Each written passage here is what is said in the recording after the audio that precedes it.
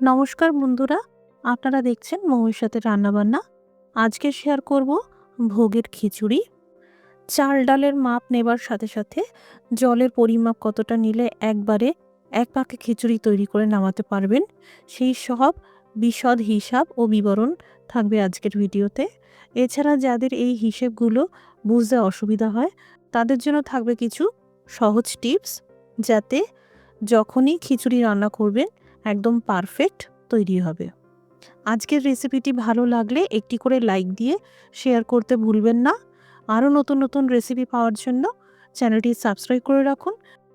মোটামুটি এই রান্নার বেশিরভাগ আয়োজন আমার হয়ে গেছে। এখানে 1 কাপ মটরশুঁটি নিয়েছি।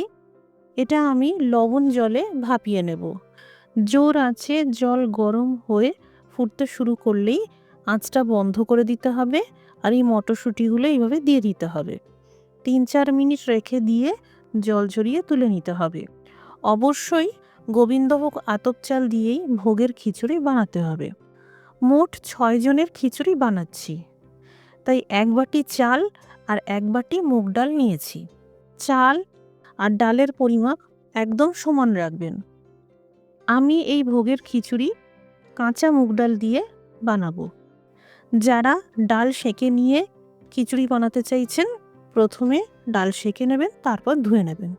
আমি এখানে চাল আর ডাল একসাথেই ধুয়ে নিলাম। জল একটু বেশি হলেও ক্ষতি নেই, খিচুড়ি ফোটালেই জল টেনে যাবে।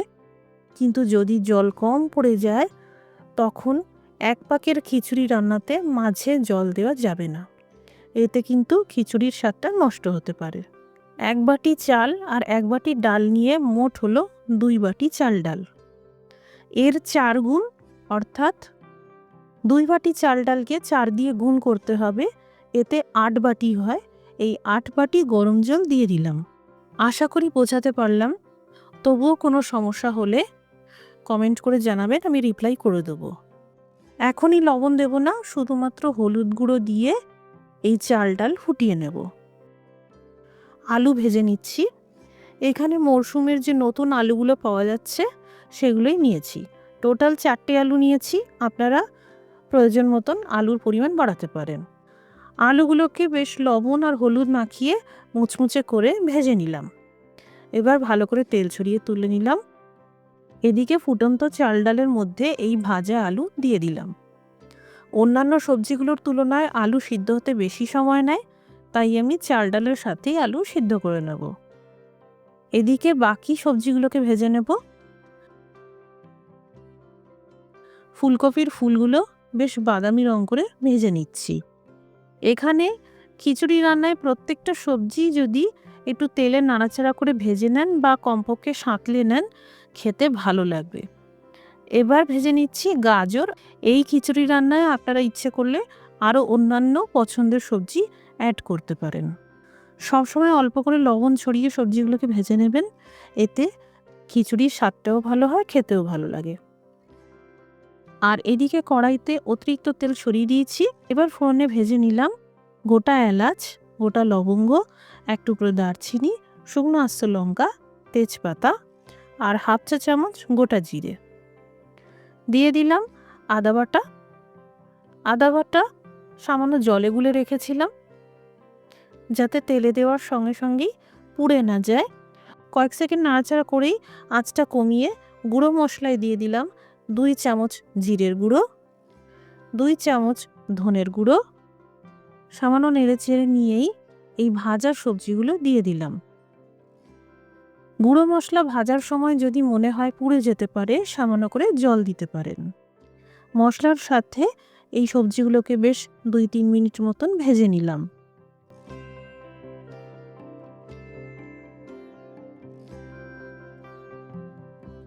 এবার এই সমস্ত ভাজা সবজি সহ পুরো মিশ্রণটাই ফুটন্ত চাল ডালের মধ্যে দিয়ে দিলাম।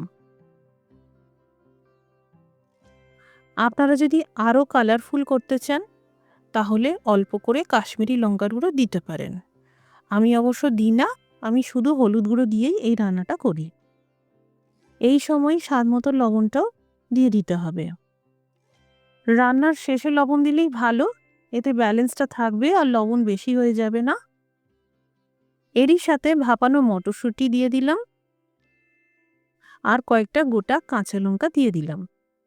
এই কাঁচা লঙ্কা পুরোপুরি অপশনাল, কারণ অনেক বাড়িতেই ভোগ রান্নায় কাঁচা লঙ্কা ব্যবহার করাটা অ্যাভয়েড করে থাকেন।